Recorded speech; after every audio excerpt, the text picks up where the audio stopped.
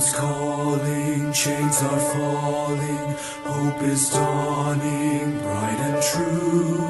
Day is breaking, night is quaking, God is making all things new. Jesus saves.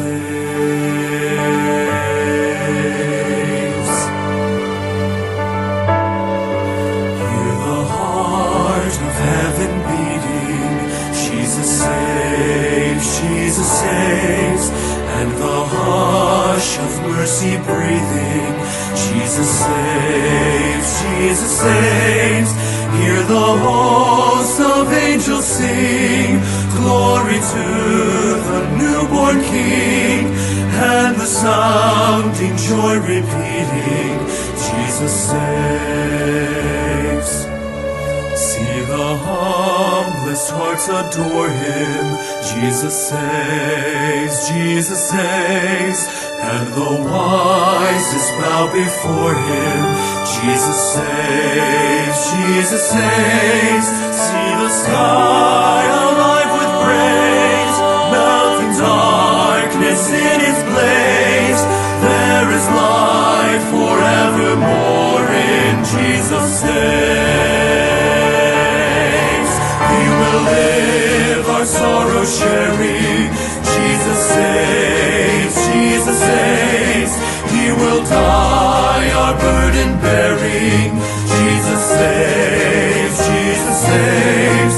It is done, we'll shout the cross, Christ has paid redemption's cost, while the empty tombs declaring, Jesus saves. Rising up so vast and strong, lifting up salvation's song.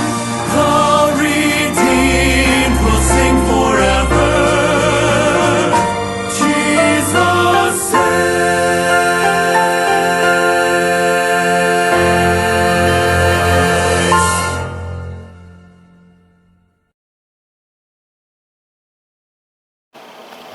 Mga igala, may adlaw, kini si Brother Josh Matthew sa Sidon sa 15-minute Bible Truth Online Broadcasting Ministry sa Emmanuel Bible Baptist Church, Lapu-Lapu City.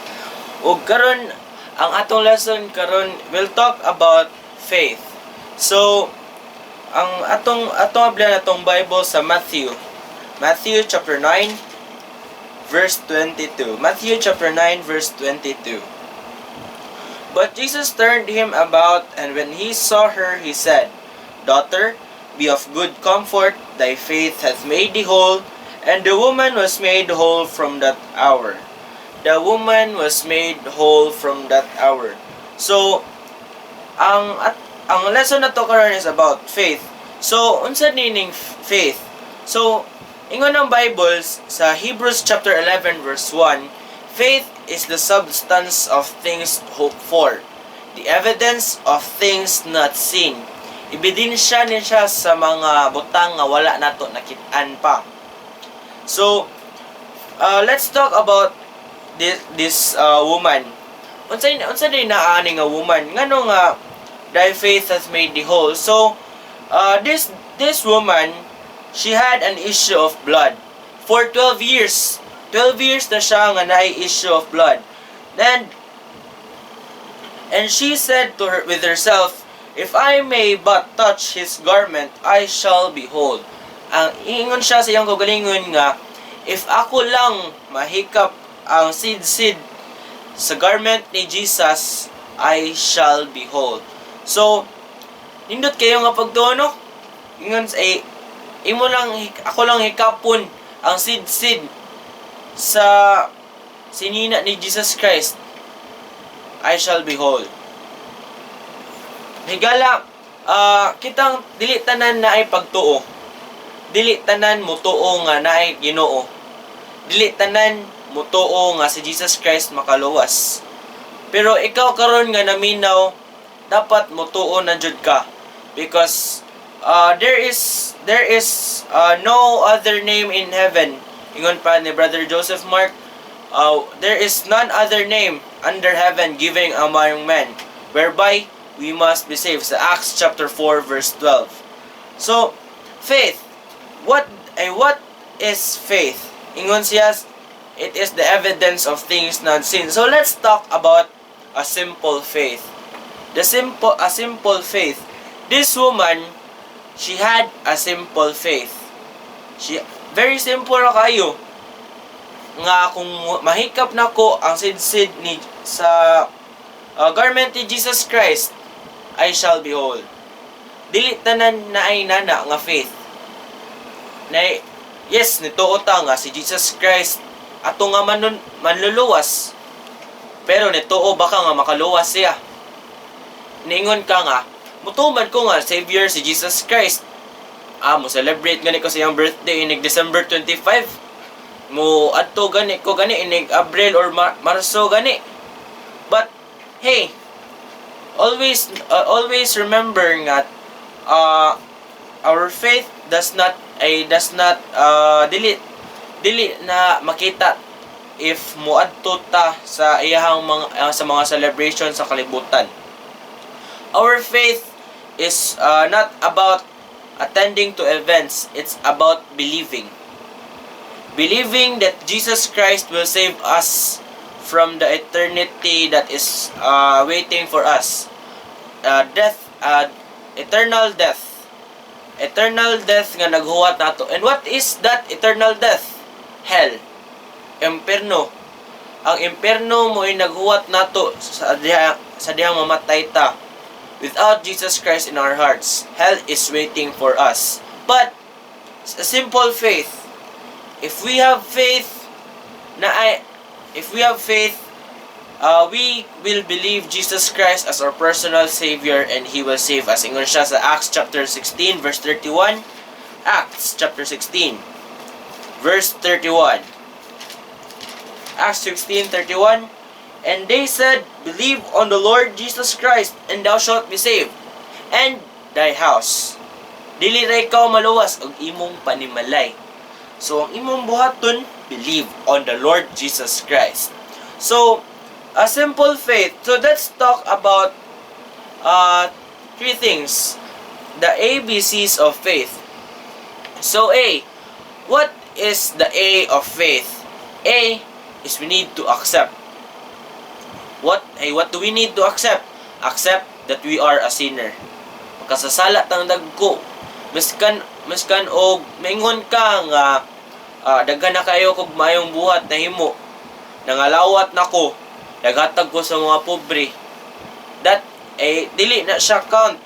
Ngano man ingon ang Bible nga our good works is as filthy rags. So meaning miskan pa og muhatag pa kag 1 million sa usa ka pobre, miskan pag muhatag ka og 3 ka hektarya para sa simbahan, hey, that is not enough. Dili na enough nga good works, because our good works is as filthy rags, saith the Lord. Dili tao ang nag-ingon, ingon ang Ginoo. So first we need to accept that we are a sinner. The next, we need to accept our Lord Jesus Christ as our personal Savior. Dili nga moingon ka nga atong dawaton, dili akong dawaton, imong dawaton si Jesus Christ nga imong personal Savior. Personal man dili man i-share ang atong personal nga manluluwas, kay there is none other name under heaven given among men. So, first, we need to accept that we are a sinner. Then, we need to accept our Lord Jesus Christ. So, A. The next is B. What is the letter B of our faith? B, we need to believe. Believe on the Lord Jesus Christ, and thou shalt be saved, and thine house. Very simple. A very simple word, believe. Example, mulingkod ka, kay ni-believe ka nga ang lingkuranan makakupot nimo. Next, example, nag-charge ka sa imong cellphone. Imong biyaan kay you believe nga inigbalik nimo mo increase na iyang battery. A very simple faith. You believe the Lord Jesus Christ and thou shalt be saved. It's not very hard. Simple ra jud kayo, dili jud lisod nga imong dawaton si Jesus Christ. Moingon Ang lisod gibuhat na ni Jesus Christ dito sa cross. Nagpakamatay siya, giludan siya, gilatigo siya, gilansa. Iyon siya sa 1 John chapter 1 verse 9, if we confess our sins, He is faithful and just to forgive us our sins and to cleanse us from all unrighteousness. So limpyuhan ta ni Jesus Christ. Limpyuhan ta sa atong sala. Dili kay tabunan, kay kung tabunan na araman gihapon na. Ang iyang buhaton nato, He will cleanse us from all unrighteousness. Wala siya cleanse us from all unrighteousness does not mean nga dili na ta makasa, because we are still in the world. The world is full of sin. Muna nga mingon ang uban nga dili mi motuoan ng once saved always saved, kay magsalig ang tao nga magpakasala siya. Hey, dili na reason nga langit na ka nga magpakasala na ka, kay you are kanang abuser, abusado na kayo ka, gihatagan gani kag kalawasan, human magpabadlong pa jud ka, magpakasala pa jud ka, imong pakaawawan ang tao nga naghatag nimo og kalawasan. Mo na nga dili if magpakasala ka, unya mo ingon ka nga safe ka, that is very unlikely. Muna mo, if we confess our sins, He is faithful and just to forgive us our sins and to cleanse us from all unrighteousness. He will cleanse us from all unrighteousness. Ang tanang sala sa ato ang inabuhi from past, present, and future, iyan nang gipasaylo. So again, letter A, unsa to?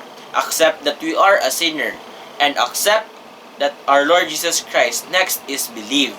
Believe on the Lord Jesus Christ. And letter C, confess our sins because He is faithful and just. Faithful and just.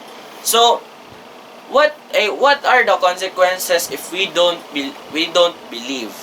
So, nate consequences if dili nato if we don't believe.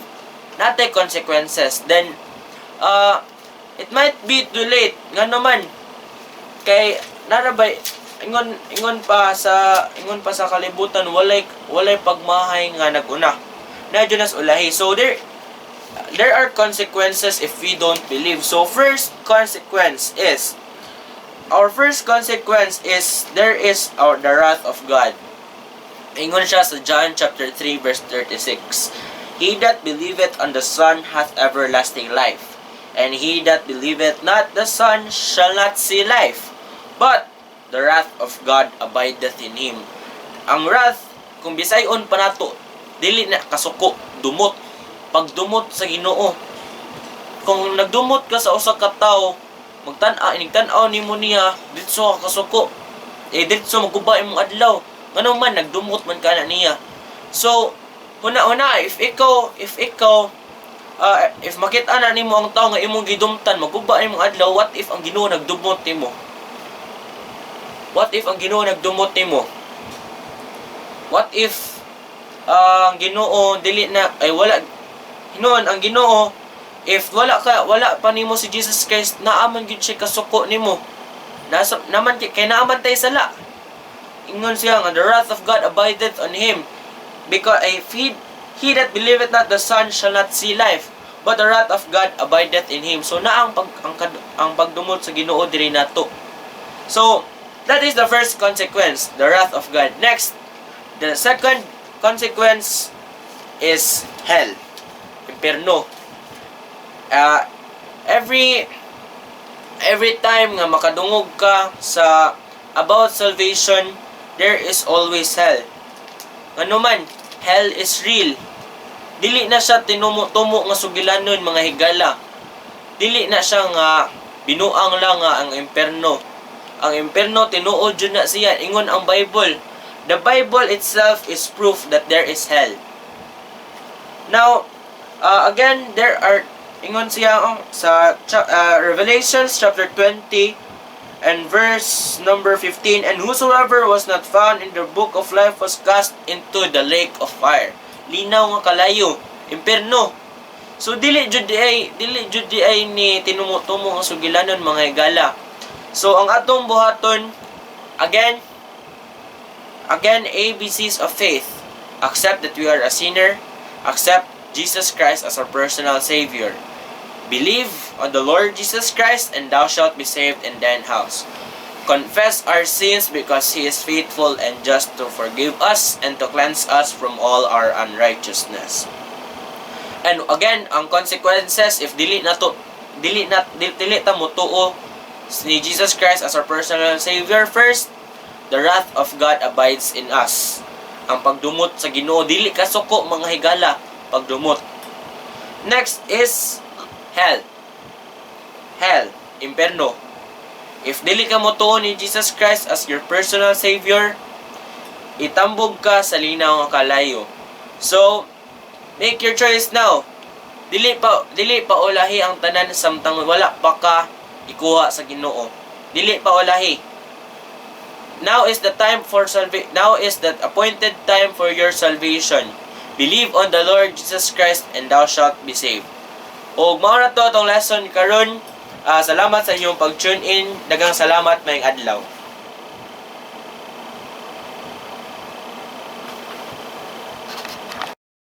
Kung ikaw nagatuo sa pulong sa Dios mahitungod sa kaluwasan, pag-ampo ani nga inampuan, Ginoong Hesus, usa ako ka makasasala ug dili angayan sa langit. Salamat sa imong kamatayon didto sa krus alang sa kabayaran sa akong sala. Pasaylo ako sa akong mga sala ug akong angkunon si Ginoong Hesus nga akong manluluwas. Pasudla si Ginoong Hesus sa akong kasing-kasing kay gusto kong malangit. Sa ngalan ni Ginoong Hesus Kristo. Amen.